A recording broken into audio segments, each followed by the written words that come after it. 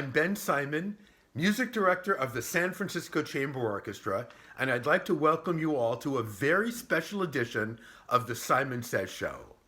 Today, we continue our new composer series with a spotlight on a longtime friend and colleague, someone well known to San Francisco Chamber Orchestra audiences, Michael Gilbertson. Michael and I first crossed paths when he was just a teenager and submitted a brilliant score to my youth orchestra's Youth for Youth commissioning project. Since then, Michael has been through Juilliard and Yale, written several wonderful works for the San Francisco Chamber Orchestra, and in 2017 became our BMI Foundation Composer-in Residence. Michael's most recent piece for the SFCO, a work for chamber orchestra and chorus entitled Denial, was slated for an April 2020 performance that was COVID canceled. But not to worry, we've rescheduled Denial for our April 2022 main stage concert series. In the meantime, today's program features two works by Michael. The first, For George Pitcher, is a composition for solo violin performed by our very own SFCO All Star, Hrabba Atladottir. This will be followed by Mother Chords, which is a string orchestra arrangement of Michael's so far one and only string quartet, which he composed in 2017 and which garnered a nomination for the 2018 Pulitzer Prize in Music. The San Francisco Chamber Orchestra performed Mother Chords on our February main stage concert, Celebration of Spring, and I'm delighted to share it with you again on this program. And now, here are Michael and Hrabba discussing the first piece on our program, For George Pitcher. I hope you enjoy this program. We're talking with Michael Gilbertson, the composer of the pieces on our program today, and violinist Hrabba Atladottir, who is zooming into this program from her native Iceland. Welcome, Hrabba. Thank you.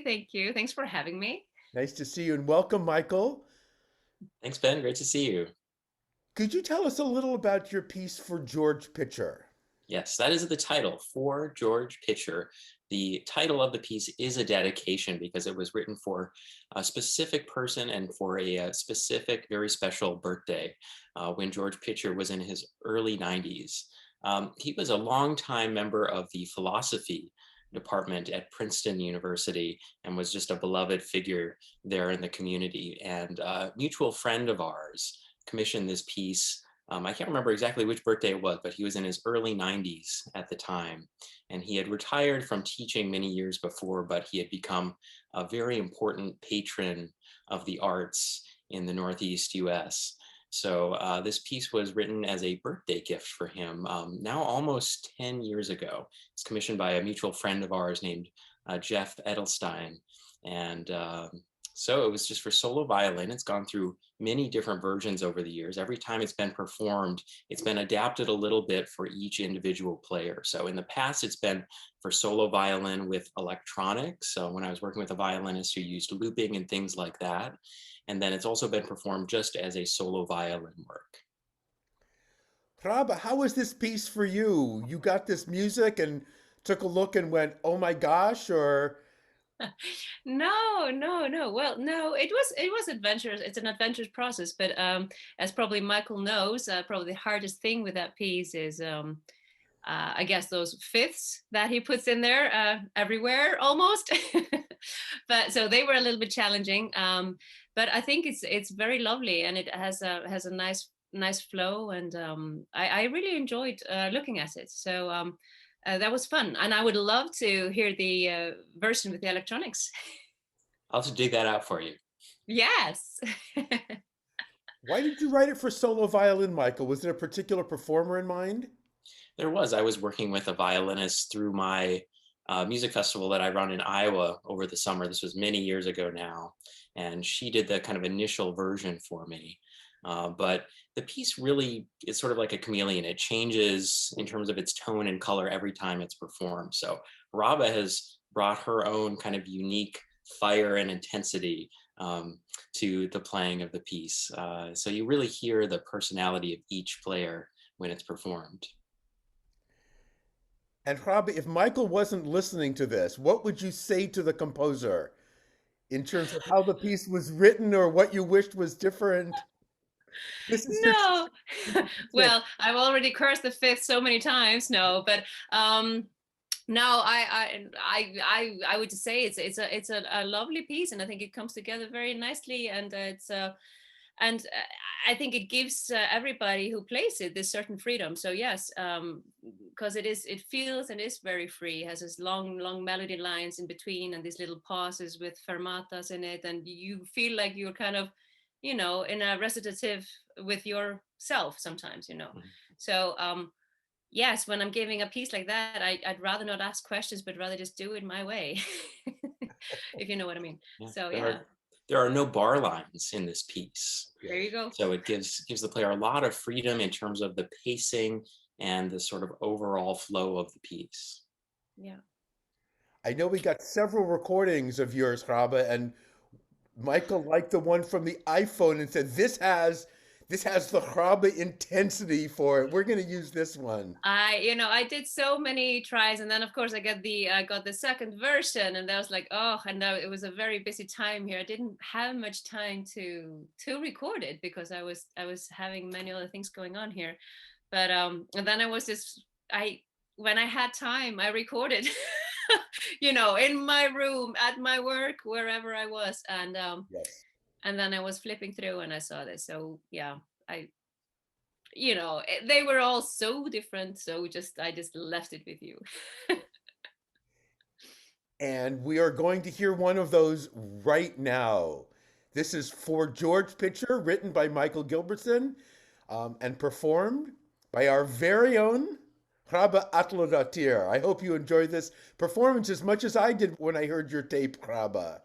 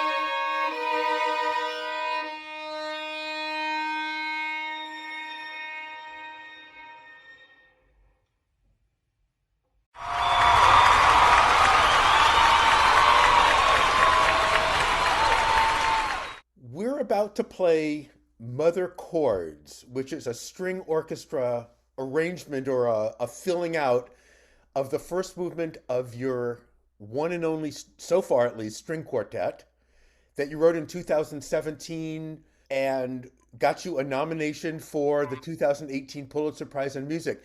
Can you tell us a bit about the quartet and then Mother Chords, if you would? Sure. So I was commissioned to write the quartet for the Verona Quartet. It was premiered on their Carnegie Hall debut recital in 2017. But I wrote most of the piece in the fall and winter of 2016, and this was as the last presidential election was taking place. And I really felt the need with so much consternation and strife in the world and in the media at that time to write something very comforting and consoling. And so the beginning of the piece starts with these glass-like textures, these harmonics, which go on for the first minute and a half of the piece. And that was meant to capture the idea that was talked about so much in that year of the glass ceiling. And so there is this glass sound, very sort of high in the strings, that just hovers over the piece, but it's never broken. And it was very meaningful to me because when Hillary Clinton got the nomination in 2016, I was actually there the night that she claimed it, and it was in Brooklyn in this big venue under a big glass ceiling. And so it was sort of my tribute to that whole campaign, which I was somewhat involved in myself. So it's quite a virtuosic piece. Verona Quartet's just an amazing group.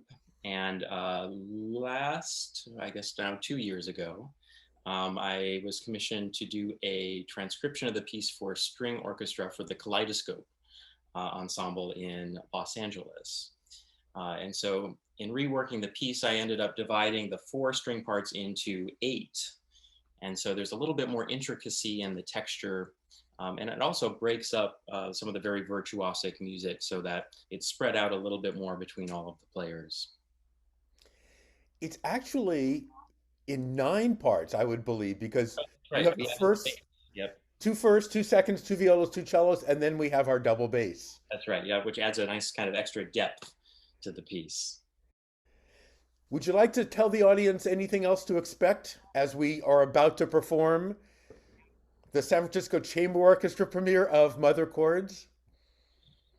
Only that I've had such a wonderful history working with the San Francisco Chamber Orchestra, and I've gotten to know Ben so well over the years, along with many of the players in the ensemble. So I do hope that you're able to hear the sense of familiarity with my music, the kind of depth of their understanding with it.